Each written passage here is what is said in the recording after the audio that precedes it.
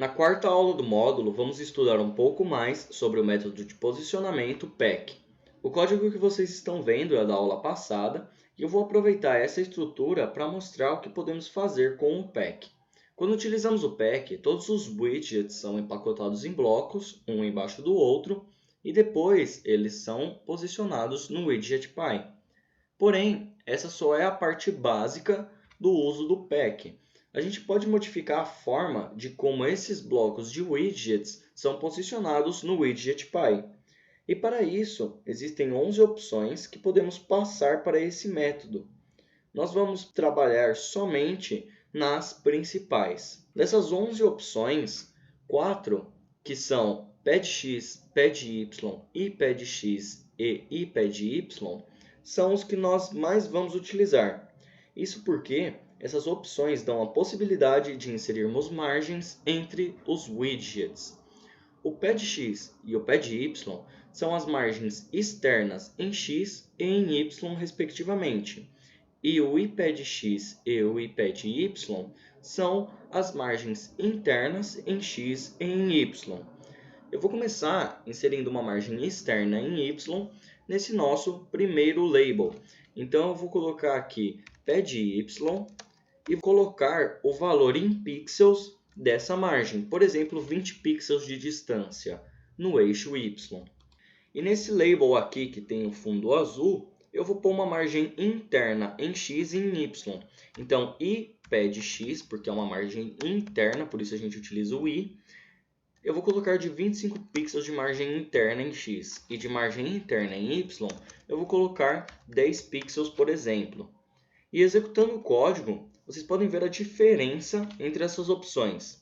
A margem externa afastou o nosso primeiro label dos outros widgets. Então, teve essa margem de 20 pixels, que foi o que a gente inseriu, do label com o fundo azul. E esse label com fundo azul, ele não se afastou dos outros widgets.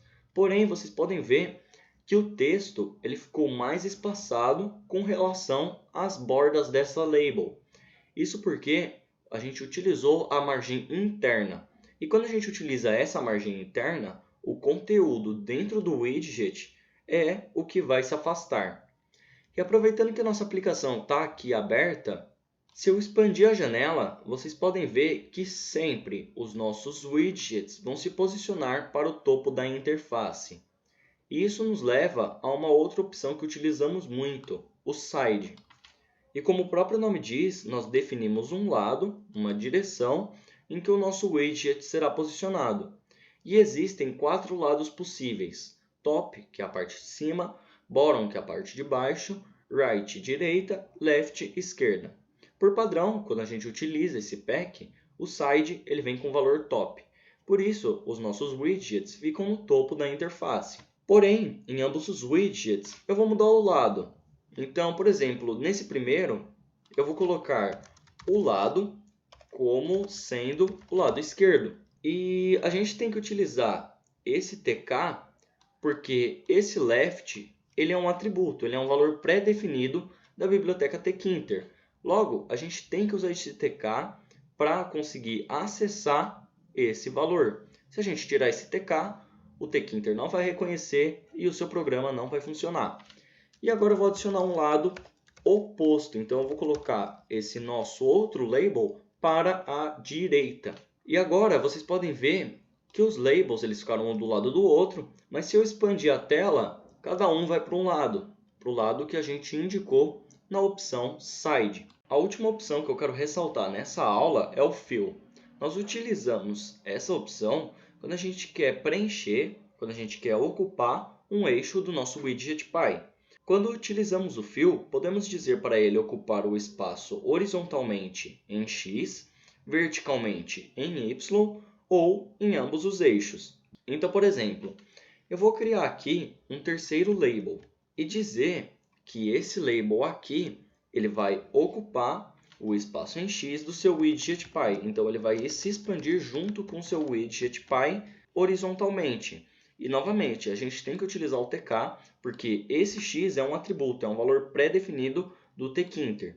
E, por fim, no nosso primeiro label, eu vou dizer que ele vai se expandir junto com o seu widget Py em Y, X e Y com as letras maiúsculas. E executando o código, vocês vão ver que expandindo horizontalmente, o nosso terceiro label se expande junto. E expandindo verticalmente, o nosso primeiro label vai também se expandir. Vocês podem ver que eles vão mudando de tamanho de acordo com o seu widget.py por conta da opção Fill. Por hoje é só. Obrigado pela atenção e até a próxima aula.